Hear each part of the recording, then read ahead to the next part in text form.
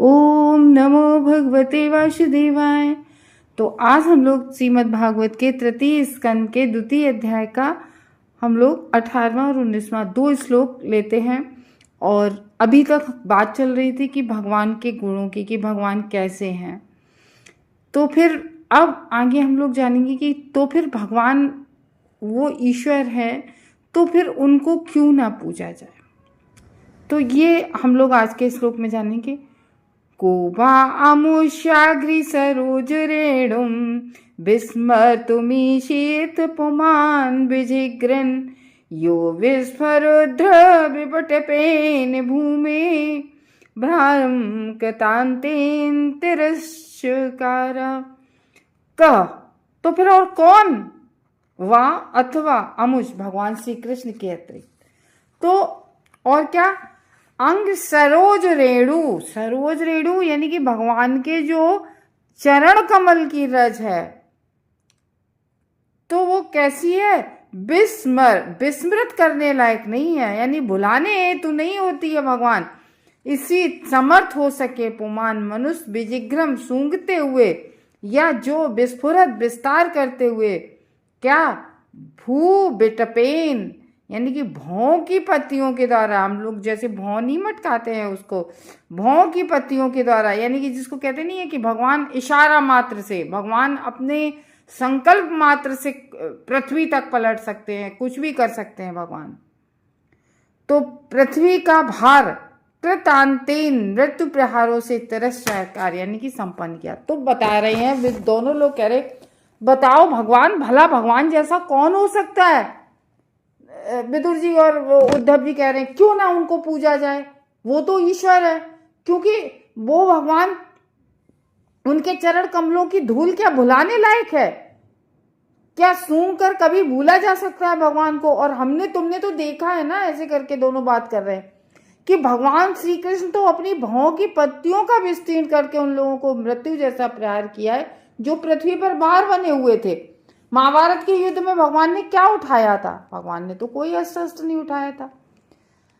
हाँ, एक भीष्म पितामह का एक वो है कि उन्होंने रथ का पहिया उठाया था, वो इसलिए कि वो हमेशा भगवान अपने भक्त के लिए कोई भी प्रतिज्ञा तोड़ सकते हैं, क्योंकि भीष्म पितामह बहुत बड़े भगवत भक्त थे और उन्होंने कहा था कि मैं तुम्हारी इस प्रतिज्ञा को तोड़वा के मानूंगा।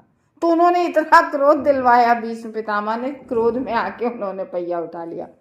तो भगवान ने तो और भगवान ने कोई अस्त्र नहीं उठाया, और एक ही युद्ध में एक ही जगह इकट्ठे होके कितने सारे दुष्ट जन मारे गए। क्यों? क्योंकि पृथ्वी जो थी वो क्या हो रही थी, पृथ्वी पर बहुत भार हो रहा था। ठीक है ना, किसका भार हो रहा था? देखो, पृथ्वी पर कितने भी पहाड़ पर्वत कुछ भी कितना भी भारी रख जाए, पृथ्वी पर भार तब पृथ्वी उसको वो करती है, महसूस करती है, जब पृथ्वी पर बहुत ज्यादा ये गलत राजा दुष्कर्म गलत का कार्य होने लगते हैं। यहाँ तक कि शास्त्रों में कहा गया है कि पृथ्वी को सबसे बड़ा तो झूठ का भार लगता है। आज कलयुग में बहुत बढ़िया झूठ का ही बोलबाला है, जहां नहीं है जरूरत वहां भी झूठ बोला जा रहा है। तो ये है कि पृथ्वी, तो कह रहे थे कि वो भगवान कि जो अपने मतलब अपनी एक चितवन मात्र से, मतलब अपने भौं के इशारों मात्र से, कहने का एक मतलब वो है कि जरा से में वो पृथ्वी का भार कम कर दिया भगवान श्री कृष्ण ने। तो वो भगवान, तो ऐसे भगवान क्या मनुष्यों में से एक माने जा सकते हैं, क्या महापुरुष कहे जा सकते? वो तो स्वयं ईश्वर है। भले ही उन्होंने आज्ञा, तो कुछ लोग इसको देखते ना कि देखने में कि भगवान आए, देखो राम भगवान आए पृथ्वी पर एक आज्ञाकारी पुत्र की तरह, दशरथ ने कहा वन चले जाओ, चले गए वन। कृष्ण भगवान पैदा हुए जेल में, आए कहाँ पर, उतनी रात में वृंदावन में, और फिर उसके बाद में कहाँ द्वारका रहे जाके, और उन्हें अपनी सबसे पहले तो अब उन्होंने अपनी जन्मदात्री माँ को छोड़ना पड़ा। उसके बाद कुछ दिनों वृंदावन रह के, कितना उन्हें प्यारा था वृंदावन, फिर वो छोड़ के जाना पड़ा, यशोदा मैया को छोड़ के जाना पड़ा मथुरा। तो इस तरीके से भगवान कहा जा रहा है कि आज्ञाकारी पुत्र की। तो अब जैसे आप ये कहें, कल हम लोगों ने जाना था कि देवकी मैया कंस को मार के देवकी मैया के पास गए, उन्होंने अपने माता पिता के चरण वंदन किया। तो अब आप कहो कि भगवान है, उनका तो कोई माता पिता हो ही नहीं सकता है, वो अजन्मा है, तो उन्होंने चरण क्यों छुए? तो इसलिए इसमें ये कहा गया है उस संशय को दूर करके कि उन्होंने आज्ञाकारी पुत्र की भूमिका को क्यों ना निभाई हो, लेकिन उनके कार्य इतने असामान्य थे। भगवान ने कोई सामान्य कार्य नहीं किया। भगवान की लीलाएं सब हम सुनते हैं कि केवल अपनी भौं को उठाकर वे उन लोगों को पर मारक प्रहार कर सके जो पृथ्वी पर भार बने हुए थे। तो भगवान जो वो श्री हरि भगवान हैं, जो वो श्री हरि भगवान ने काल स्वरूप, मतलब अपनी उनकी भौं को काल स्वरूप आ गया, अपनी भौं की पत्तियों को विलास मात्र घुमाने मात्र से ही पृथ्वी का भार हरण संपन्न किया। तो ऐसे श्री हरि की जो उनके जो चरण कमल हैं भगवान के, हमेशा कभी चरण नहीं कहा जाता है, चरण कमल बोलते हैं। उनकी जो रेणु है, मैंने की उनकी जो धूल है भगवान के चरण कमलों की धूल का, तो उनको सेवन करने वाला कौन ऐसा मनुष्य होगा जो भगवान को भूलने में समर्थ हो सकेगा? तो भगवान को अब कौन चरण कमल की रेणु किसे प्राप्त होगी? जो व्यक्ति भगवान के गुणों को जानेगा, सुनेगा भगवान की लीलाओं को। अब जिसने भगवान की लीलाओं को सुना ही नहीं है कि भगवान कैसे थे, भगवान कितने कितने महान कार्य किए, तो वो भैया काय को भगवान को याद स्मरण करेगा, या भगवान को क्यों, कौन भगवान को ईश्वर मानेगा? तो जिन्होंने सूंघी है उनकी चरण कमल की रेणु, वही तो उन्हें भूलने में कोई समर्थ नहीं होगा। तो हर तरह की भौतिक लालसा से रहित जब भक्त हो जाता है, जब कोई व्यक्ति भौतिक लालसा से रहित हो जाता है, भगवान की शरण में चला जाता है, और वो कैसे हो सकता है? ये केवल श्रवण मात्र से। जितना ज्यादा हम भगवान के बारे में सुनेंगे उतनी ज्यादा हमें भौतिकता से, अब ऐसे समझो कि हम भौतिक जगत के लोगों को सुंदर बताते हैं, किसी को देख लेते हैं, तो उस व्यक्ति को कभी ऐसे सोचना कि उस व्यक्ति को बनाया किसने है। अगर मान लो खूबसूरत, बहुत सुंदर इस धरती पर कोई औरत या कोई आदमी है, कोई भी, तो जरा सोच के देखो इसके बनाने वाला कौन है, और बनाने वाला कितना सुंदर होगा। तो मतलब भगवान की जब हम लोग रूप गुण लीलाओं को सुनेंगे, भगवान के बारे में सुनेंगे, तब हम भौतिक लालसा से रहित होकर भगवान के भक्त बनेंगे ना। और वो भी तब भगवान की कृपा से ही हम भजन कर पाते हैं, भगवान का नाम स्मरण कर पाते हैं, भगवान के बारे में श्रवण कर पाते हैं, जब भगवत कृपा होती है तभी। तो जब पृथ्वी का भार बढ़ जाता है, कैसे दुष्ट जनों से, तो एक बार गाय बड़ी परेशान हो गई, तो गाय अब पृथ्वी बड़ी परेशान हो गई भार से, तो अब पृथ्वी तो पूरी उठ के जा नहीं सकती, तो पृथ्वी गाय का रूप रखती है। गाय का रूप लेकर वो ब्रह्मा के पास जाती है कि हम, मतलब अब ये वजन हमसे सहन नहीं होता इन दुष्टों का इस तरीके से। तो जब ब्रह्मा के पास जाती है तो ब्रह्मा सभी देवताओं को लेकर फिर भगवान नारायण के पास जाते हैं। तो फिर भगवान इस तरीके से पृथ्वी का भार, तो उनके अलावा, भगवान के अलावा सारे देवता भी नहीं कर सकते। देखो मुचकुंद थे, मुचकुंद ने हजारों वर्षों तक देवताओं की सेवा की, देवताओं के लिए युद्ध लड़ते रहे हजारों वर्ष तक। लास्ट में देवता बोले कि तुमने हमारी बहुत बहुत सेवा की, हम तुम्हारी सेवा से अति प्रसन्न है, तुम ऐसा करो, तुम कोई वरदान मांग लो, तुम कुछ भी मांग लो, मतलब तुम कुछ मांग लो। तो मुचकुंद ने कहा मुझे मोक्ष दे दो। तो देवता सारे मिलकर बोले कि नहीं, हम मोक्ष देने के अधिकारी नहीं, हम मोक्ष नहीं दे सकते। तो वो तो केवल भगवान ही दे सकते हैं। तो इस तरीके से सारे देवता मिलके पृथ्वी का भार कम नहीं कर सके, उसके लिए सारे देवताओं को मिलके नारायण के पास आना पड़ा। तो ऐसे हैं हमारे श्री हरि। तो ऐसा कौन व्यक्ति होगा जो उन भगवान के चरण कमलों की धूल को भूल जाए, जिन भगवानों ने भौं के इशारों से ही पृथ्वी का भार हर लिया था। तो ये इस श्लोक में कह रहे हैं। अगले श्लोक में क्या कहते हैं? दृष्टा भाभिर दुर्नुज राजसूये। अब यहाँ राजसूय की बात हो रही है, जो युधिष्ठिर ने राजसूय यज्ञ किया था। चैधस्य कृष्णं दुष्टो अपि सिद्धि यो याम योगिना संस्पृहयन्ति सम्यक् योगीन कस्तद्विरहं सहेत दृष्टा भविर्दुर्नुराजसूहे चैधस्य कृष्णं दुष्टोऽपि सिद्धि याम योगिना संस्पृहयन्ति सम्यक् योगीन कस्तद्विरहं सहेत। तो दृष्टा भविर नूर, यानी कि क्या देखी गई, क्या आपके द्वारा, निसंदेह राजसूय, कि आपने भी तो देखा था ना, निसंदेह कोई डाउट नहीं है उसमें, नो डाउट, आपने और हमने देखा था ना कि महाराज युधिष्ठिर ने जब राजसूय यज्ञ किया था तो उस राजसूय यज्ञ की सभा में चैधस्य यानी कि चेदिराज यानी कि चेदी का राजा कौन था? शिशुपाल था। तो कह रहे हैं कि आपने भी तो देखा था ना, चेदिराज जब आए थे राजसूय यज्ञ में, शिशुपाल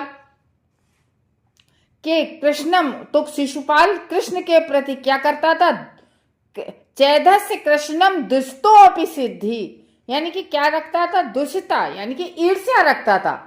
तो बता रहे हैं कि आपने देखा था ना राजसूय यज्ञ की सभा में शिशुपाल कितनी उनसे द्वेष रखता था, कितनी ईर्ष्या रखता था। उस ईर्ष्या के बावजूद भी क्या होता था? सिद्धि मीन्स उसने सिद्धि प्राप्त कर ली थी, सफलता। हम लोग आगे समझेंगे बहुत बढ़िया, क्योंकि शिशुपाल हमेशा कृष्ण के बारे में, जैसे कंस हमेशा कृष्ण के बारे में सोचता रहता, कृष्ण कहीं हमें मार ना दे, कृष्ण कृष्ण कृष्ण कृष्ण कृष्ण, भले ही नेगेटिव वे में करता हो, भगवान का नाम लेता रहता था। ऐसे शिशुपाल, कृष्ण ने ये किया, कृष्ण ने ये किया, वो कृष्ण को ही वो करता रहता था। एक्चुअली में क्या था, शिशुपाल जो थे वो कृष्ण भगवान की बुआ के पुत्र थे, और शिशुपाल जलन रखता था। शिशुपाल जब पैदा हुआ था तो उसकी 4 हैंड और एक एक्स्ट्रा आंख थी, यानी कि भगवान 2 एक्स्ट्रा हाथ थे और 1 एक्स्ट्रा आंख थी।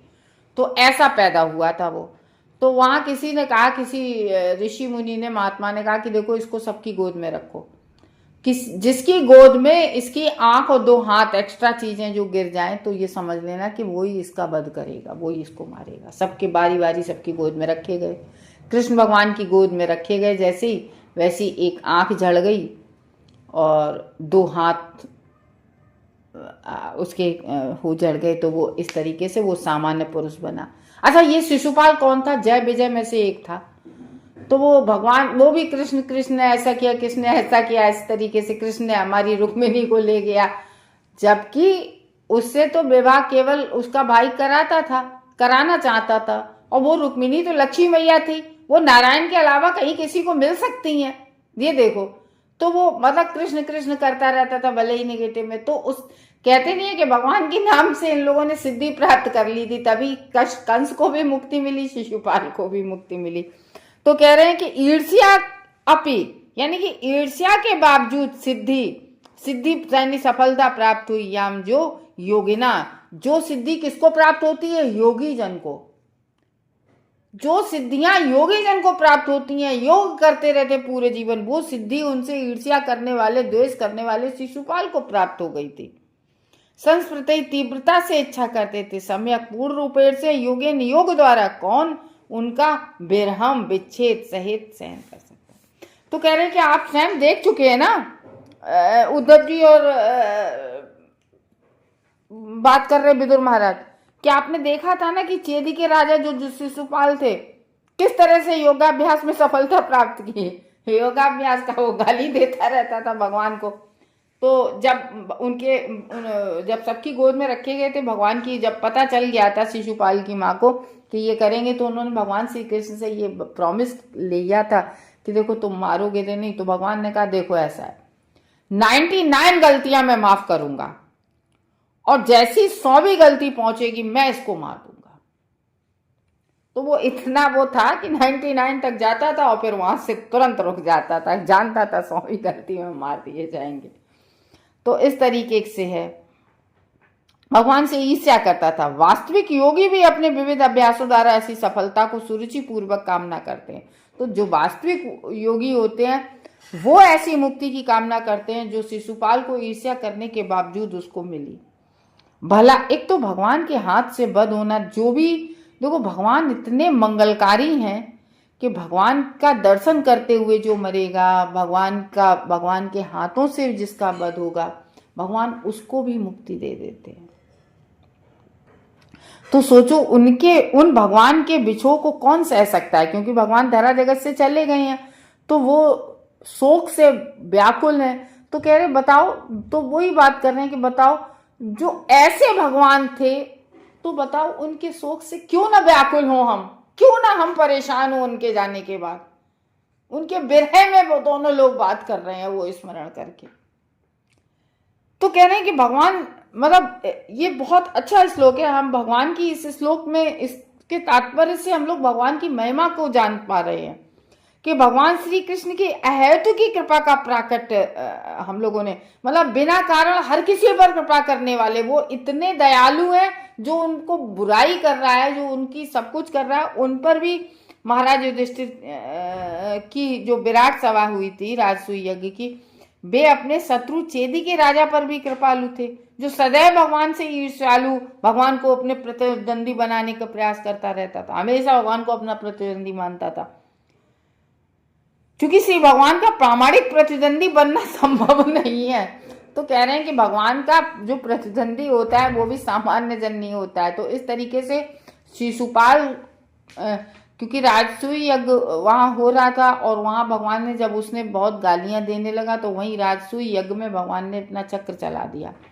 तो भगवान ने ऐसा चक्र चलाया कि मतलब चक्र से ऐसी उसको मृत्यु दी कि उसकी गर्दन तो कटी चक्र ने, लेकिन वहीं पर वहीं सर्जरी करता हुआ निकला चक्र, यानी कि एक बूंद भी ब्लड की नहीं गिरी। क्योंकि वहां अगर ब्लड की एक बूंद भी गिर जाती तो वो राजसूय यज्ञ फिर पवित्र नहीं रहता। वो वहां पर यज्ञ की भूमि थी, वहां यज्ञ होने जा रहा था, तो इसलिए वहां खून खराबे की तो कोई आवश्यकता थी नहीं। तो वो भगवान, उन श्री हरि भगवान ने किस तरीके से, वहीं पे वो कह रहे हैं कि भगवान ने किस तरीके से उस राजसूय यज्ञ में उसको मतलब दंड दिया, और उसको फिर वो जाकर भगवान का पार्षद ही बना था। तो क्योंकि वो जय विजय में से एक था, तो इस तरीके से कह रहे ईशालु प्रतिद्वंदी बनने का प्रयास करता था, चूंकि श्री भगवान का प्रतिद्वंदी भी बनना संभव नहीं है। तो इस तरीके से कह रहे हैं चेदी का राजा जो शिशुपाल था वो भगवान श्री कृष्ण का अत्यधिक द्रोही था। इस बात से अन्य असुरों तथा कंस तथा जरासंध की तरह था। देखो जरासंध तो मर ही चुका था राजसूय यज्ञ के पहले, किस तरीके से वो भी भगवान की कृपा थी, भीम के द्वारा थी, सब भगवान की कृपा, हम सब जानते हैं वो कहानी। तो शिशुपाल ने महाराज युधिष्ठिर द्वारा संपन्न होने वाले राजसूय यज्ञ की खुली सभा में भगवान कृष्ण का अपमान किया। तो उसने किस तरीके से अपमान करने लगा और अंत में भगवान कृष्ण द्वारा ही मार डाला गया। किंतु उस सभा में हर व्यक्ति ने देखा कि चेदी के राजा ने के शरीर से जो प्रकाश निकला है, जो उसकी आत्मा निकली है, वो प्रकाश का एक वो पुंज टाइप का निकला उसके शिशुपाल के शरीर से, और एक किरण जैसा निकला जो भगवान श्री कृष्ण के शरीर में ही लीन हो गया।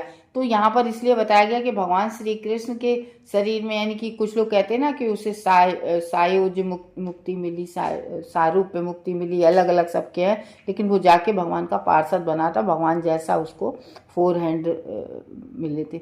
इसका अर्थ ये हुआ कि चेदी राज को श्री भगवान के साथ एकता की मुक्ति प्राप्त हुई। तो इसमें तो यही लिखा है कि एकता की भगवान में जाके ही एकाकार हो गया भगवान में, जिसकी तीव्र इच्छा ज्ञानियों तथा योगियों को रहती है। तो ये इस चीज की तो सब कहते हैं कि भगवान में एकाकार हो जाएं।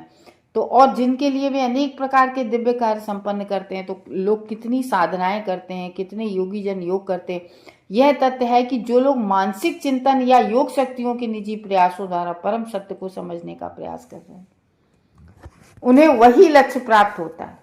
तो ये कह रहे हैं जो उन लोगों को प्राप्त होता है, तो उन जिनका वध स्वयं श्री भगवान द्वारा किया जाता है, भगवान अपने द्वारा, जिसके अपने हाथों के द्वारा देते हैं, तो भगवान इतने मंगलदायक है उसमें बता रहे हैं कि दोनों ही को श्री भगवान के दिव्य शरीर की ब्रह्म ज्योति की किरणों में तदात्म होने की मुक्ति प्राप्त होती है।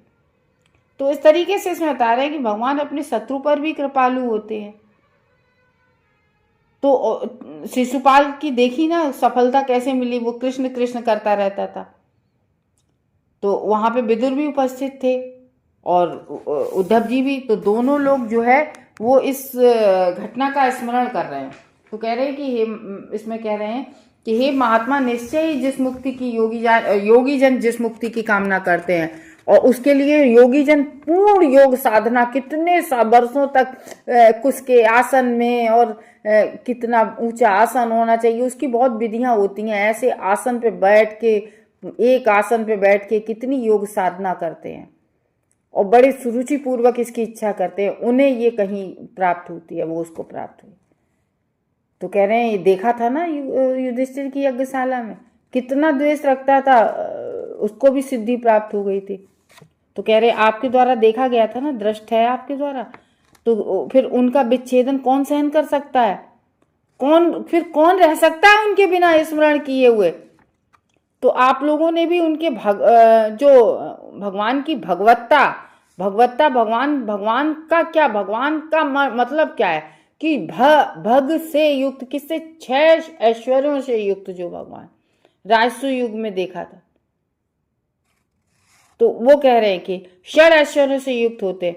तो इसलिए कह रहे हैं कि वो भी पूरे दिन कृष्ण कृष्ण कहता रहता। तो हम लोगों की भी कृष्ण में आसक्ति हो, इसके लिए जरूरी है, सुनना जरूरी है। यदि हम भगवान के गुणों को नहीं सुनेंगे, अन्यों की सेवा करेंगे, भगवान को नहीं सुनेंगे कि वो भगवान इतने महान है, वो सब कुछ दे सकते हैं हमको, तो फिर हम समाज, इस भौतिक जगत के लोगों की सेवा करेंगे। तो ये है। तो अगर हम सुनेंगे तो उसी से भगवान की सेवा करने की हमें प्रेरणा मिलेगी। इसलिए सुनना बहुत जरूरी है, क्योंकि भगवान तो बहुत अधिक सामर्थ्यवान है, भगवान बहुत बड़े दयावान है। तो जब भगवान ईश्वर है, वही कृष्ण, तो कह रहे हैं जो वो भगवान ईश्वर है, तो इस तरीके से कह रहे हैं कि वो अपने द्वेष करने वालों को भी, वो इतने कृपालु दयालु हैं, द्वेष करने वालों को भी वो अपना पार्षद बना लेते हैं। तो कह रहे हैं आपने भी तो देखा था ना, कितने मंगलकारी है वो भगवान। तो इस तरीके से हम लोग आगे के श्लोकों में भी जानेंगे कि भगवान कितने दयालु कृपालु हैं। तो फिर क्यों ना उनकी पूजा की जाए? सब कुछ देने वाले हैं, सब कुछ, चाहे वो भौतिकता से जुड़ी चीज हो, चाहे आध्यात्मिकता से जुड़ी चीज हो, पूर्ण रूप से सामर्थ्यवान है हमारे श्री हरि। हरे कृष्ण भक्त हो।